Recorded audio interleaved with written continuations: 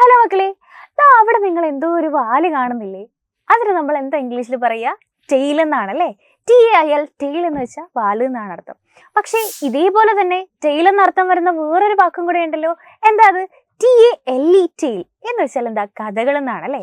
അപ്പോൾ ഒരേ ശബ്ദം തന്നെയാണെന്നെങ്കിലും ഡിഫറെൻ്റ് ആയിട്ടുള്ള സ്പെല്ലിങ്ങും അർത്ഥവും വരുന്ന വാക്കുകളുണ്ടെന്ന് നമുക്ക് മനസ്സിലായി. അതിന് നമ്മൾ ഹോമോഫോൺസ് എന്നാണ് പറയുക.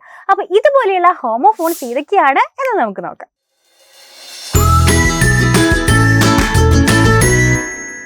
ഇവിടെ ഒരാൾ ഇരിക്കുന്ന കണ്ടോ? അയാൾ ഭയങ്കര ക്ഷീണിച്ച് തളർന്നിരിക്കുകയാണല്ലേ. അങ്ങനെയുള്ളവരെ നമ്മൾ എന്താ പറയുക? വീക്ക് എന്ന് പറയും. WEAK, വീക്ക് എന്ന് പറഞ്ഞാൽ എന്താ? തളർന്നിരിക്കുക. എന്നാൽ ആഴ്ചകൾക്ക് നമ്മൾ എന്താ പറയുക? വീക്സ് എന്നാണ് പറയുക അല്ലേ. WEEK, വീക്ക് എന്ന് പറഞ്ഞാൽ ആഴ്ചകൾ. WEAK, വീക്ക് എന്ന് പറഞ്ഞാൽ തളർന്നിരിക്കുക. അതുപോലെ സി എന്ന് പറഞ്ഞാൽ എന്താ? നമ്മൾ കടലിനെ സി എന്ന് പറയും. അതുപോലെ തന്നെ കാണുന്നതിനെ സി എന്ന് പറയും. അപ്പോൾ ഇതാണ് ഹോമോഫോൺസ്.